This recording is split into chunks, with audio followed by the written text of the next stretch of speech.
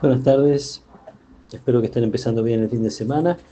Rezamos hoy siguiendo con la lectura del capítulo 7 del Evangelio según San Marcos, celebrando a los santos Cirilo y Metodio, un poco lejanos para nosotros en el tiempo y en el espacio, porque es a quienes en el siglo IX se les encarga la misión de evangelizar en Moravia, Croacia, Bulgaria, también entre los eslavos.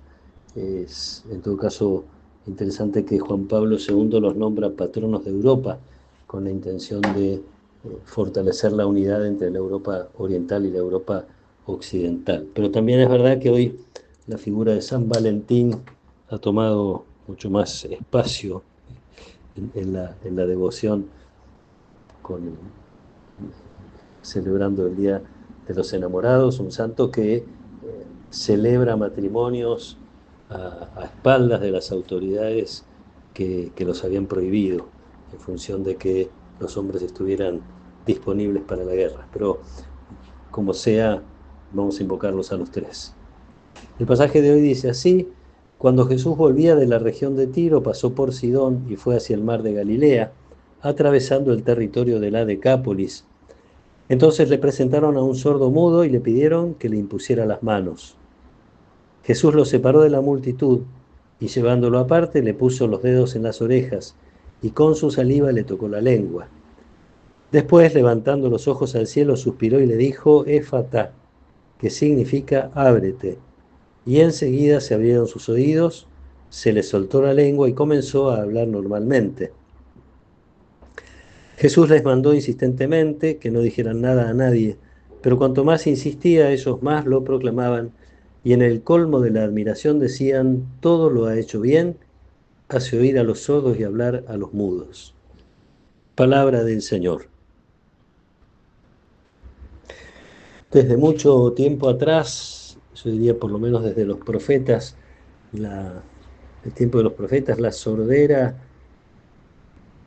te hace referencia a la dificultad generalmente voluntaria de escuchar a Dios. Es como un rechazo a las cosas de Dios, lo mismo que el mudo es el que no habla de las cosas de Dios. En este caso, uno podría decir, el Evangelio sigue con esta línea del Antiguo Testamento, de los profetas, donde Jesús viene a sanar estas cosas físicas y también estas cosas más profundas, el mal del hombre. Aquí se trata de un sordomudo llevado por otros. Es muy probable que el que no quiere escuchar las cosas de Dios sencillamente no quiere, entonces no iría por sus propios medios. Esto es una cosa que uno puede imaginar a la luz de este pasaje, no digo que necesariamente sea así, pero sí que puede suceder que haya personas que están eh, sordas o mudas respecto de las cosas de Dios, y que están conformes en ese lugar, y uno puede de alguna manera, sin forzarlas obviamente, pero puede llevarlas hasta Jesús con su propia oración. El gesto de Jesús es muy lindo, Jesús lo lleva aparte, quiere tener un trato personal con el enfermo, no le habla, no dice palabras, al menos no al principio, porque no las va a escuchar. Habla Jesús cuando levanta los ojos al cielo, dando esta orden: ábrete.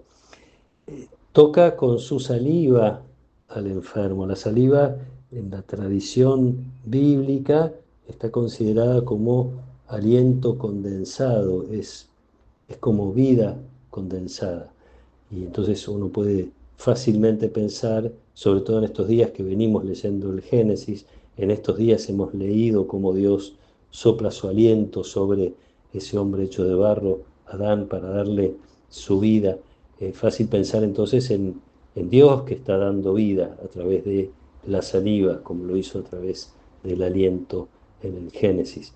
Incluso el Evangelio parece querer llevarnos hasta ese lugar, porque habla al final de la admiración de la gente, diciendo: todo lo ha hecho bien, hace oír a los sordos y hablar a los mudos.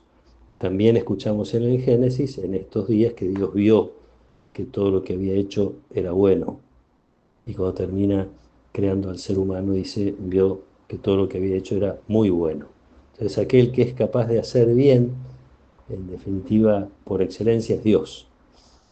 distintos modos de mostrar cómo Jesús es Dios, un Jesús que se aparta, que se dedica personalmente a esta persona esta persona que le trajeron enferma, un Dios que en Jesús se detiene su camino. Jesús está recorriendo, nos decía el Evangelio, volvía de Tiro, pasó por Sidón, iba hacia el mar de Galilea, en definitiva, un camino que Jesús está haciendo para anunciar el Evangelio y que le pide muchas veces detenerse y lo hace. Es lindo detenerse en esa imagen también porque en nuestras necesidades también Jesús se detiene. No va a pasar de largo, quiero decir, Jesús frente a nuestras necesidades. Por un lado esto que nosotros celebramos y hoy lo vamos a hacer de una manera particular en la misa porque es el segundo viernes, rezamos siempre por los enfermos, le pedimos a Dios que se detenga sobre cada uno de nosotros, que se detenga sobre cada uno de los enfermos por quienes vamos a pedir.